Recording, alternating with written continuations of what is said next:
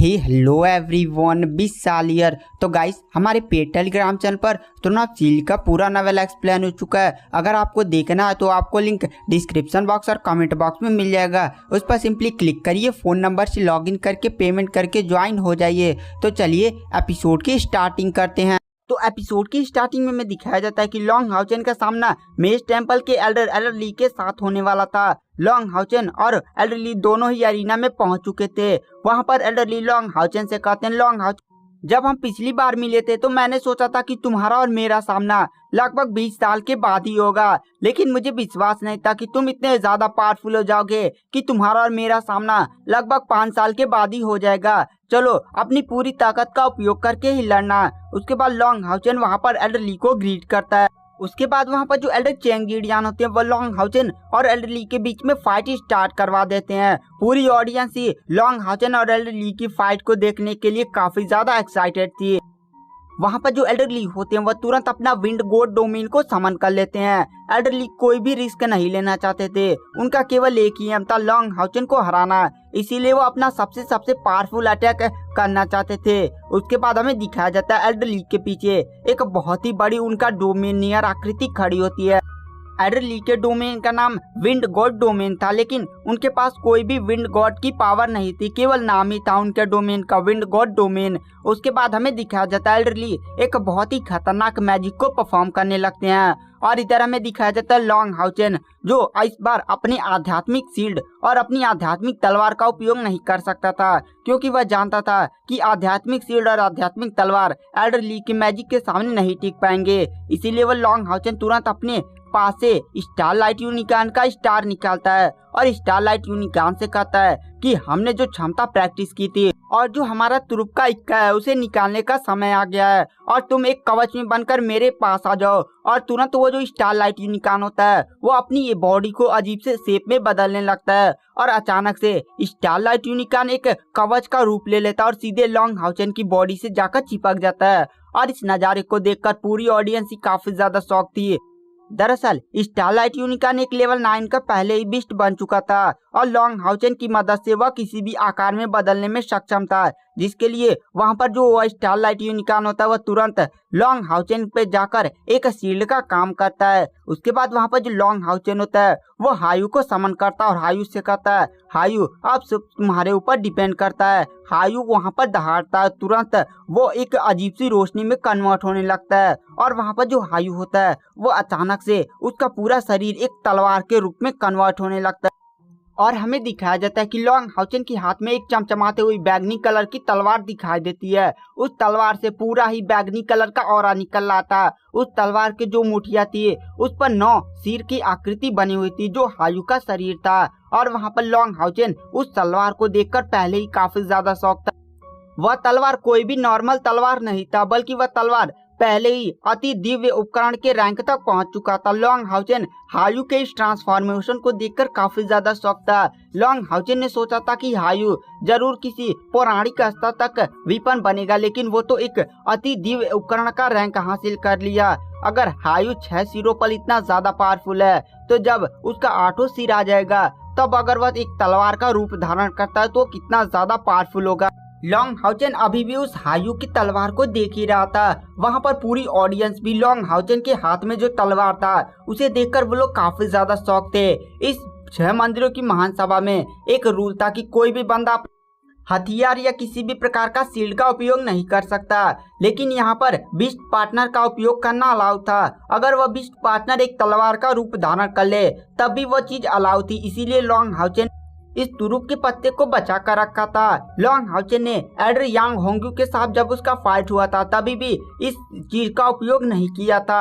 वहाँ पर जो लॉन्ग हाउचेन होता है वह उस तलवार को ध्यान से देखता है। वह तलवार लगभग 2 मीटर लंबी थी और वो तलवार बहुत ही ज्यादा अजीब थी, क्योंकि लॉन्ग हाउचेन उस तलवार से किसी भी प्रकार की कोई भी क्षमता का उपयोग नहीं कर सकता था, लेकिन उस तलवार से अटैक जो किया जाता था वह पहले ही अति दिव्य स्तर का अटैक बन जाता था। उसके बाद जो लॉन्ग हाउचेन होता है अपनी तलवार को हवा में लहराता है। लॉन्ग हाउचेन के ऐसा करते ही जैसे हवा कट जाएगी। उसके बाद हमें दिखाया जाता है वहां पर एल्डर ली का भी मैजिक खत्म होता है। तुरंत वहां पर एल्डर ली के सामने एक बहुत ही बड़ी आकृति प्रकट होती है और उस आकृति के हाथ में दो बड़े बड़े हथौड़े थे और वो जो आकृति थी वो पहले ही लेवल 9 के स्टेज 4 तक पहुंच चुकी थी। मतलब उसकी स्पिरिचुअल एनर्जी लगभग 3 लाख के लमसम थी। उसके बाद एल्डरली उस आकृति से लॉन्ग हाउचेन पर अटैक करवा देते हैं। लॉन्ग हाउचेन अपना हायु तलवार उठाता और सीधे उस आकृति से भिड़ जाता है। लॉन्ग हाउचेन एक भी कदम पीछे नहीं हटता बल्कि वो आकृति ही पीछे चली जाती है। वो आकृति फिर से लॉन्ग हाउचेन पर अपने दोनों हथौड़ों से अटैक करती है। लॉन्ग हाउचेन उस आकृति पर 3 अटैक जाकर करता है और 3 ही अटैक में वो आकृति तुरंत धूल बनकर जमीन पर गिर जाती है। और इस पूरे नज़ारे को देखकर वहां पर पूरी ऑडियंस साथ ही साथ एल्डरली भी काफी ज्यादा शॉक में थे, क्योंकि ये एल्डरली का सबसे ज्यादा पावरफुल हमला था। उसके बाद हमें दिखाया जाता है जो लॉन्ग हाउचेन होता है वो पीछे हटता है। लॉन्ग हाउचेन सोचता है कि ये जो हायु की तलवार है वो पहले ही बहुत ही ज्यादा स्पिरिचुअल एनर्जी को कंज्यूम कर रही है। लॉन्ग हाउचेन ने 3 ही अटैक किया था, लमसम उसकी 40,000 स्पिरिचुअल एनर्जी खत्म हो गई थी। वहां पर लॉन्ग हाउचेन फिर से हायु की तलवार को उठाता है। लॉन्ग हाउचेन सोचता है कि जो हायु की तलवार है वह स्वॉर्ड ऑफ नेचर और blue rain hibiscus of light से भी ज्यादा पावरफुल है। लॉन्ग हाउचेन उस स्वॉर्ड का उपयोग करते हुए सीधे एल्डरली के डोमेन पर अटैक कर देता है। लॉन्ग हाउचेन का अटैक जैसे ही एल्डरली के डोमेन से टकराता है एल्डरली का डोमेन में छेद होने लगता है। लॉन्ग हाउचेन 2-3 अटैक करता है और पूरा एल्डरली का जो डोमेन था उसके अंदर एक बहुत ही बड़ा होल हो चुका था। एल्डरली लॉन्ग हाउचेन की इस तलवार की पावर को देखकर काफी ज्यादा शॉक थे। उसके बाद हमें दिखाया जाता है कि ऑडियंस के बीच एल्डर चेंग जिडियान और वहां पर मास्टर यांग होंगयू बैठे थे। वहां पर एल्डर चेंग जिडियान कहते हैं, अरे ये लॉन्ग हाउचेन की बिस्ट पार्टनर की पावर तो काफी ज्यादा भयानक है। तभी वहां पर एल्डर यांग होंगयू कहते हैं, मैं सोच रहा था कि लॉन्ग हाउचेन को मैंने जीतने दिया, लेकिन लॉन्ग हाउचेन ने अगर अपनी स्वॉर्ड का उपयोग मुझ पर किया होता तो शायद मैं भी लॉन्ग हाउचेन के सामने नहीं टिक पाता। आखिर इसका बिस्ट कितना ज्यादा भयानक है।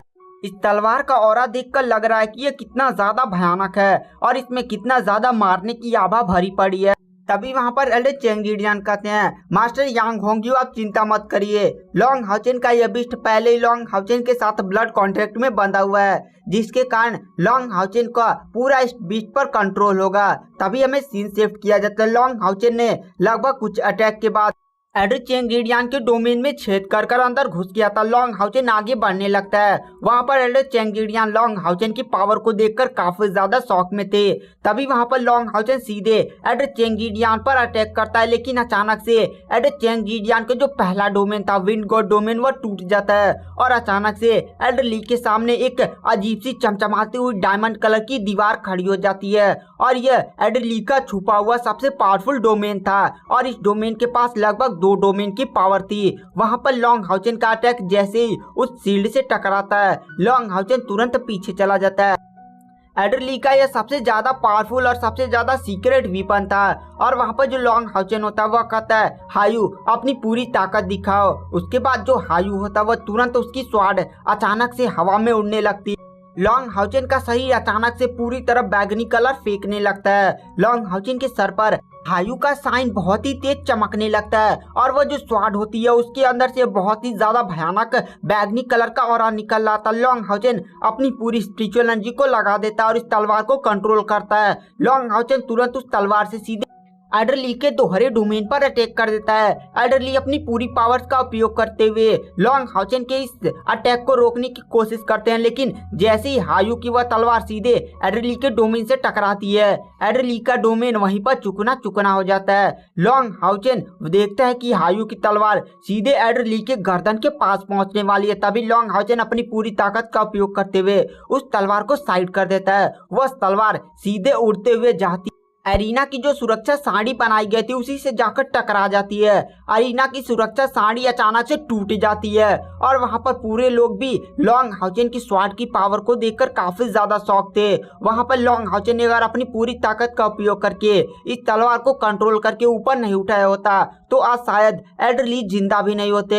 लॉन्ग हाउचेन तुरंत जमीन पर गिर जाता है और उसके मुंह से खून निकलने लगता है। एल्डरली काफी ज्यादा डरे हुए थे। वहां पर एल्डरली लॉन्ग हाउचेन के पास जाते हैं और कहते हैं, लॉन्ग हाउचेन बहुत ही बढ़िया, तुमने मुझे हरा दिया। अब तुम डेमन गॉड को टक्कर देने के लायक हो चुके हो। अगर तुम्हारे सील डिवाइन थ्रोन आ जाए तो तुम काफी ज्यादा पावरफुल हो जाओगे। और गाइस आज की वीडियो की एक्सप्लेनेशन को यहीं पर एंड कर देते हैं। अगर आपको हमारी वीडियो की एक्सप्लेनेशन पसंद आई हो तो चैनल को लाइक सब्सक्राइब जरूर करें। Thank you, bye bye.